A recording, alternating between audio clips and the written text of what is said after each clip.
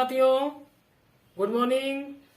आपका स्वागत है मेरे YouTube channel OT technician Bhopal में, जिसमें साथियों हम पढ़ रहे थे ओटी टेक्नीशियन सर्टिफिकेट कोर्स, जिसमें हम विशेषकर थ्योरी पढ़ रहे हैं, क्योंकि थ्योरी पढ़ना बहुत ही आवश्यक है।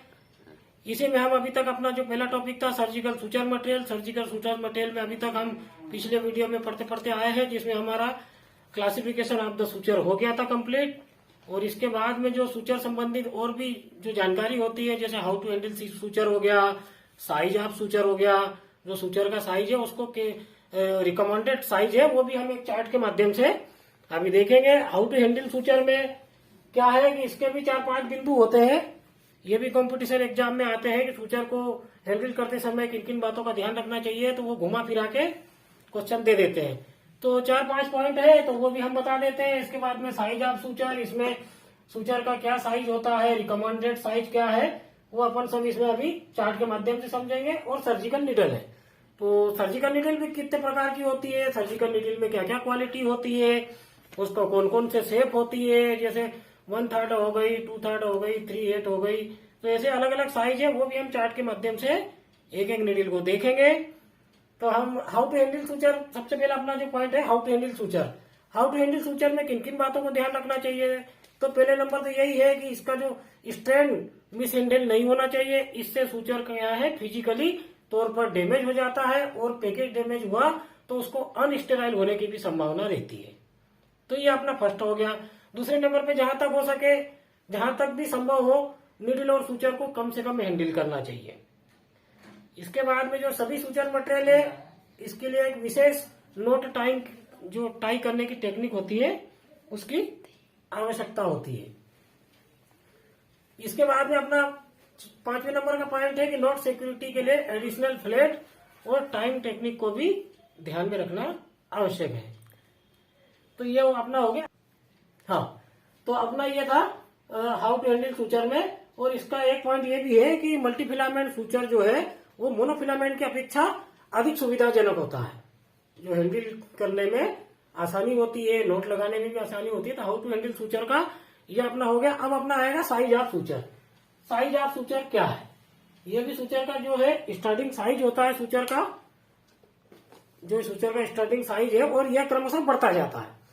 कैसे बढ़ता जाता है, देखो जैसे डायमीटर में अपन देखेंगे तो 1 नंबर सूचर का जो डायमीटर है वो 0.4 mm, 2 नंबर सूचर जो हो गया उसका 0.5 mm ये डायमीटर, 3 नंबर का जो सूचर है उसका 0.55 mm, 4 नंबर का 0.6 mm। तो इस तरीके से ये साइज इसका सूचर का बढ़ता जाता है। और जब रिड्यूसिंग की बात आएगी, जब साइज कम होने की बारी आएगी, तो जो रिड्यूसिंग साइज जैसे 0 का है 0.3 mm, 0 नंबर सूचर जो है उसका, तो डायमीटर विल रिड्यूस्ड। तो जैसे जैसे इसका डायमीटर साइज, जैसे जैसे इसका साइज कम होता जाएगा, इसका डायमीटर भी अपने आप कम होता चला जाएगा। और जो सूचर का जो डायमीटर है और जो नीडल की बात करें, तो जो सूचर का डायमीटर होता है उसी के अनुरूप उसमें नीडल भी अटैच्ड रहती है।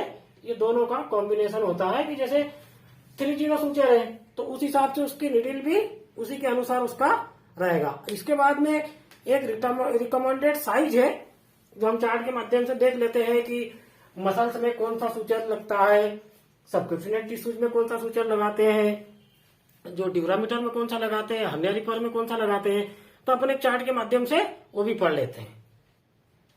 हाँ, तो साथियों वही है जो सूचर का साइज होता है, तो जो अपना जो रिड्यूसिंग साइज है उसको अपन 10 से 70 तक अपन उसको डिनोट करते हैं। इसके बाद में एक सूचर की यूनिवर्सल जो रिकमेंडेड है कि कौन सी उसमें टिश्यूज में कौन सा सूचर यूज होता है, तो ये हम चार्ट के माध्यम से आज समझेंगे। बहुत ही इंपॉर्टेंट चार्ट है, आप चाहो तो इसका स्क्रीनशॉट ले सकते हैं, वो लिख भी सकते हैं इसको।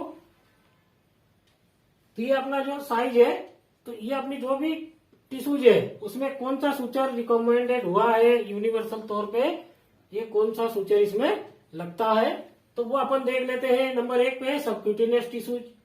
सबक्यूटेनियस टिश्यूज में क्या है, 1 नंबर या 10 या 30 टिश्यूज सूचर अपन यूज करते हैं। सबक्यूटेनियस टिश्यूज में 10 या 30, एंटीरियर रिक्टस शीथ में 1 नंबर या 10। ठीक है साथियों। मसल्स में आ गया अपन, मसल्स में है 1 नंबर या 10, स्टोमक में है 20, हार्निया रिपेयर में है 1 नंबर भी ले सकते हैं, 10 भी ले सकते हैं। इलियम और जेजुनियम जो छोटी आंत होती है उसमें 2 नंबर ले सकते हैं। लार्ज डक बड़ी आंत में जो है 20, 30 ले सकते हैं। ये भी 20 है, सॉरी। इसके बाद में एसोफेगस है, उसमें 30, किडनी में 10, पेरिटोनियम में 1 नंबर भी ले सकते हैं, 10 भी ले सकते हैं, 30 भी ले सकते हैं। इसके बाद में अपना यूरिनरी ब्लैडर में 10 है, 20 है। हिस्टेक्टोमी में है 1 नंबर भी ले सकते हैं, 1 नंबर भी ले सकते हैं, 10 और 20 भी ले सकते हैं। ठीक है। फेलोपियन ट्यूब को जो ट्यूबेक्टोमी होती है, फेलोपियन ट्यूब को जो टाई करते हैं वो 40 से लेके 60 भी ले सकते हैं। ओपन टीटी में है 70 भी ले सकते हैं। इसके ओपन टीटी इसी का है। ओपन टीटी में अपन 1 नंबर या 10 भी ले सकते हैं। इसके बाद में जो ब्रेन, इसमें जो ड्यूरामीटर होती है ब्रेन और स्पाइन की, इसमें 40 या फिर 30 अपन यूज करते हैं। तो ये अपना हो गया सूचर का साइज हो गया साथियों। बहुत ही शानदार चार्ट है, क्योंकि ये सब चीजें जानना हमें आवश्यक है। तो प्लीज आप ये लिख लीजिए। इसके बाद में अपन आगे बढ़ेंगे तो इसमें सर्जिकल निडल्स क्या होती है वो भी हम पढ़ेंगे। सर्जिकल निडल के क्या क्या साइज होते हैं। तो सर्जिकल निडल क्या है, एक स्टेनलेस स्टील की बनी हुई बहुत ही कठोर निडल होती है और बहुत हार्ड होती है। तो इसमें भी क्या निम्नलिखित इसके भी जो पॉइंट होते हैं उसमें किन क्या क्या चीजें होती है कि जो निडल होती है ये बहुत ही मजबूत होती है, ये जिससे ये आसानी से टूटती नहीं है। क्या होती है, जो सुचर निडल बहुत ही मजबूत होती है और ये आसानी से टूटती नहीं है। ये काफी कठोर होती है, इसलिए ये बेंड भी नहीं होती है। ये इतनी कठोर होती है कि ये बेंड भी नहीं होती है। 2 पॉइंट हो गए। तीसरे नंबर पे है कि ये फ्लेक्सिबल भी होती है। तो फ्लेक्सिबल भी होती है तो बेंड होने के बाद भी ये टूटती नहीं है।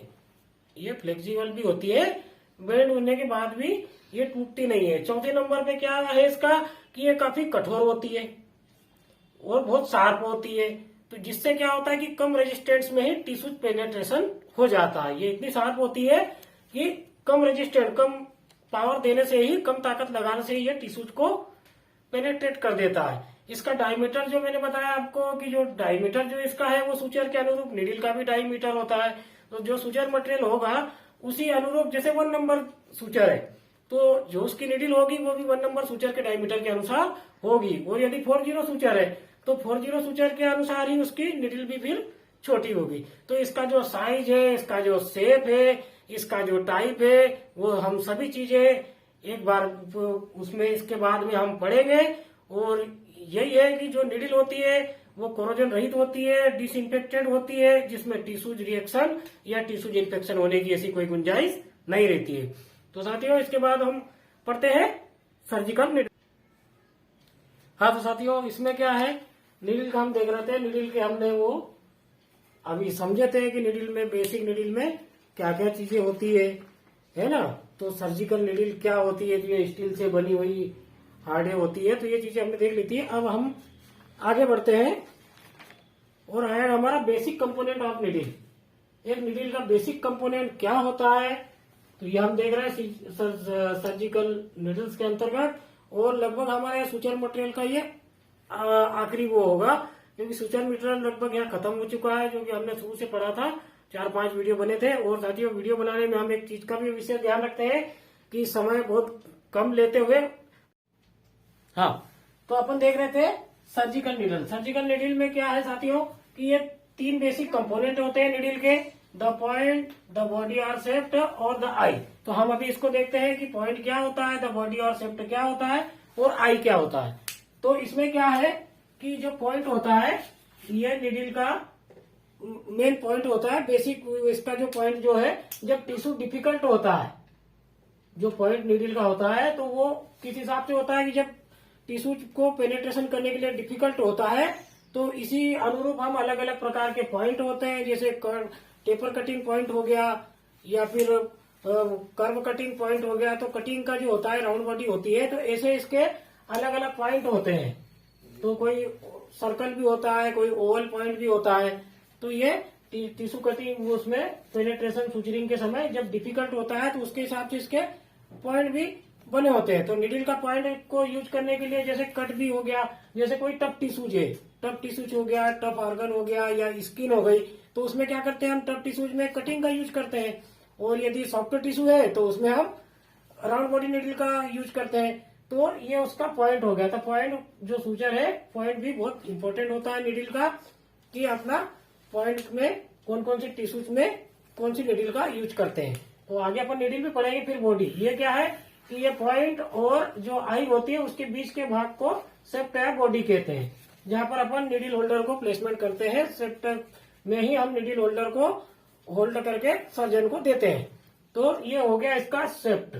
और आई, ये आई जो होता है ये सूचर का पीछे वाला भाग होता है, जो पहले जमाने में जो चलता था, आज भी कई पुराने सेंटर पे चलता है कि पहले उसमें आई बनी रहती निडल में। आजकल जो नई टेक्नोलॉजी में जो सूचर में निडल अपने आप फिटिंग आती है, तो उसमें हमें आई की आवश्यकता नहीं पड़ती है, लेकिन ये आई पॉइंट भी होता है।